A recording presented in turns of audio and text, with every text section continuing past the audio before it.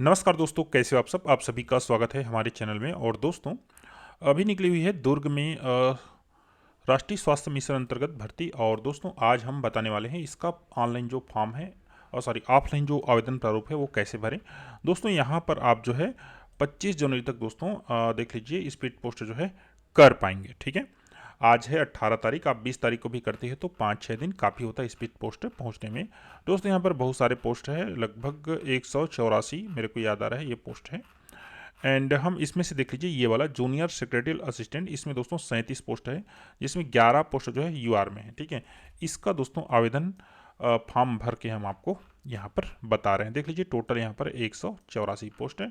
नियम कानून है सब, उसको दोस्तों अच्छे से पढ़ लीजिएगा। पिछला वीडियो हमने बनाया हुआ था, तो एनएचएम में सभी जिलों में एनएचएम भर्ती का जो नियम कानून है लगभग वही रहता है। ठीक है, तो ये देख लीजिए आवेदित पद का नाम है जूनियर सेक्रेटरियल असिस्टेंट UAAM। ठीक है दोस्तों, इसको आप ध्यान से पूरा कंप्लीट भरिएगा ना। ठीक है, आधा अधूरा नहीं करेंगे। देख लीजिए ये पद का नाम है जूनियर सेक्रेटरियल असिस्टेंट UAAM और ये है कार्यक्रम का नाम। ठीक है, आप ऊपर में देखेंगे तो शायद मिल जाएगा। ये देख लीजिए कार्यक्रम का नाम, तो यही कार्यक्रम का नाम है। अलग अलग पद के लिए अलग अलग कार्यक्रम का नाम यहाँ पर है कहना चाहिए। ठीक है, तो उसके हिसाब से आप जिस पोस्ट में डालेंगे उस पद के कार्यक्रम का नाम जो है यहाँ पर आप डालेंगे। आवेदित पद का नाम, आवेदित वर्ग का नाम। देखिए, अगर बाय द वे आप ST हैं लेकिन सामान्य में डालना चाहेंगे तो यहाँ पर आवेदित वर्ग का नाम यहाँ पर आप सामान्य या फिर जनरल जो है लिख दीजिएगा, अनारक्षित भी लिख सकते हैं। ठीक है, आवेदक का पूरा नाम तो अंग्रेजी के कैपिटल लेटर्स में आप लिख दीजिएगा। ये 10वीं के मार्कशीट से फॉलो होना चाहिए। एंड दोस्तों, ये जो फोटो है, फोटो के उस पर ऊपर जो है इस प्रकार से क्रॉस साइन आपको करना है, इस चीज़ का ध्यान रखिएगा। ठीक है, पिता का नाम तो यहाँ पर हमने लिख दिया है, माता का नाम है, जन्म तिथि शब्दों में। अगला है 1 जनवरी 2025 की स्थिति में आयु। तो आयु दोस्तों आप एज कैलकुलेटर जो ऐप होता है उससे कैलकुलेट करके भर सकते हैं। अगला 5वां नंबर है जाति, तो आप अपने केस में जो भी होगा लिख लीजिएगा। ठीक है, जैसे यहाँ पर अजजा या अन्य पिछड़ा वर्ग या फिर अजा भरते हैं तो आपको यहाँ पर जाति प्रमाण पत्र सबमिट करने की जरूरत पड़ेगी। छत्तीसगढ़ का स्थानीय निवासी है या नहीं तो यहाँ पर हाँ लिख दीजिएगा। ठीक है, निवासी जिले का नाम तो लिख दिया हमने। क्या आप निःशक्तता श्रेणी के हैं तो हमारे केस में नहीं है। स्थायी निवास का पूरा पता तो यहाँ पर आप इसको आधार कार्ड से नोट कर लीजिएगा। मोबाइल नंबर जरूर दीजिएगा। अगर दोनों समान है तो यहाँ पर तदेव लिख सकते हैं, या फिर अगर अलग अलग है तो यहाँ पर आप दोनों पता को अलग अलग लिख सकते हैं। मोबाइल नंबर यहाँ पर दे दीजिएगा अपना।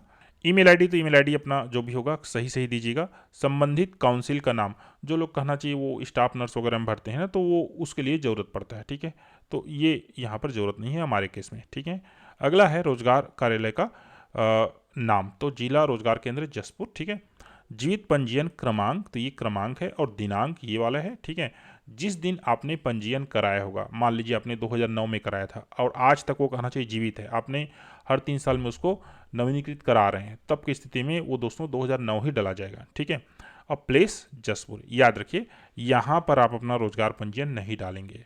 ये दोस्तों वो जो काउंसिल है ना, उसका जो है पंजीयन क्रमांक है। जो लोग नर्स होते हैं या डॉक्टर होते हैं या फिर जो स्वास्थ्य विभाग में कर्मचारी होते हैं वो लोग कहना चाहिए ये जो है काउंसिल में पंजीयन कराना उनके लिए ज़रूरत पड़ता है। ठीक है, शैक्षणिक योग्यता देख लीजिए, हमने 10वीं 12वीं दे दिया है क्योंकि हम जिस पोस्ट में डाल रहे हैं वहाँ पर 12वीं जो है शैक्षणिक योग्यता है और 10वीं जो है डेट ऑफ बर्थ के लिए लगता है, तो इसको सही सही आप डाल दीजिएगा। ठीक है, अगला है तकनीकी योग्यता, तो DCA हमारे केस में है, मान के चलिए यहाँ पर 1 साल का कंप्यूटर डिप्लोमा मांगा गया है।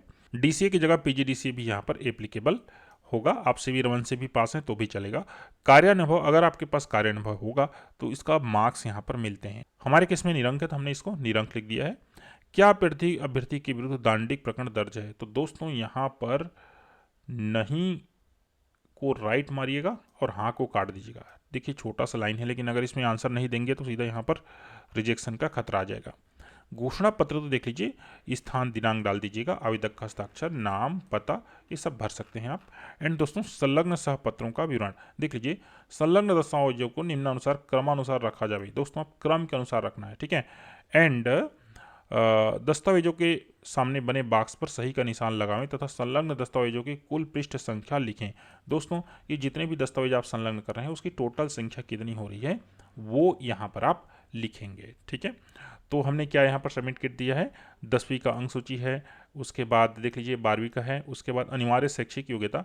तो दोस्तों यहाँ पर अनिवार्य शैक्षिक योग्यता कौन है, 12वीं ही है। ठीक है, तो यहाँ पर कहना चाहिए हमने इसको राइट मार दिया, लेकिन ये दोनों एक ही सर्टिफिकेट हैं, ठीक है।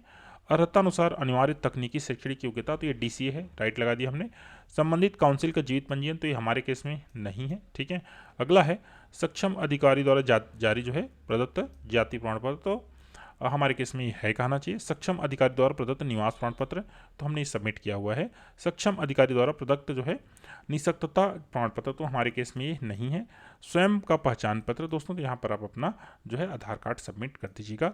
रोजगार कार्यालय का जीवित पंजीयन प्रमाण पत्र, तो ये हमारे केस में एप्लीकेबल है। अनुभव प्रमाण पत्र की सत्यापित छाया प्रति, दोस्तों जितने भी डॉक्यूमेंट आप यहाँ पर एड करेंगे सब के सब स्वसत्यापित रहना चाहिए, तो ये अनुभव प्रमाण पत्र हमारे केस में फिलहाल नहीं है। अनापत्ति, तो अगर आप किसी पद में कार्यरत हैं तो फिर अनापत्ति प्रमाण पत्र यहाँ पर लगेगा। अन्य प्रमाण पत्र, तो यहाँ पर और कुछ जरूरी चीज़ है तो आप यहाँ पर दे सकते हैं, हमारे केस में नहीं है। आवेदन कर्ता का हस्ताक्षर, स्थान देख लीजिए जसपुर, दिनांक है, नाम है, पता है, जिला है एंड पिन है और अंत में मोबाइल नंबर। दोस्तों ये आपको जो है इस प्रकार से फॉर्म को भरना है। दोस्तों इस प्रकार से आवेदन फॉर्म भरने के बाद आप क्या कीजिएगा, इसका एक फोटोकॉपी जरूर रख लीजिएगा, भविष्य में कभी कभी ज़रूरत पड़ जाती है। इसके बाद ये जितने भी ये डॉक्यूमेंट है इस सबको सेल्फ अटेस्टेड करके पीछे में अटैच कीजिएगा। उसके बाद दोस्तों आपको लिफाफा में कुछ इस तरह से जो है लिखना है, ठीक है। ये देख लीजिए, आवेदित पद का नाम, तो हमने आवेदित पद का नाम यहाँ पर लिख दिया, ठीक है। कार्यक्रम का नाम, तो जैसे मैंने बताया ये कार्यक्रम का नाम है UHWC, ठीक है। यहाँ प्रेषक लिख दीजिएगा, नाम, पता, मोबाइल नंबर एंड प्रति में ये कार्यालय मुख्य चिकित्सा स्वास्थ्य अधिकारी जिला दुर्ग, पिन नंबर इतना, ठीक है। ये लिखकर दोस्तों आपको स्पीड पोस्ट जो है कर देना है, ठीक है। दोस्तों कहीं पर अगर मैं चूक रहा हूँगा तो आप जरूर मेरे को बताइएगा, बाकी हमने अच्छी तरह से अध्ययन किया हुआ है। यहाँ पर इस प्रकार से ही आवेदन आपको करना पड़ेगा। थैंक यू दोस्तों, वीडियो में लास्ट तक बने रहने के लिए।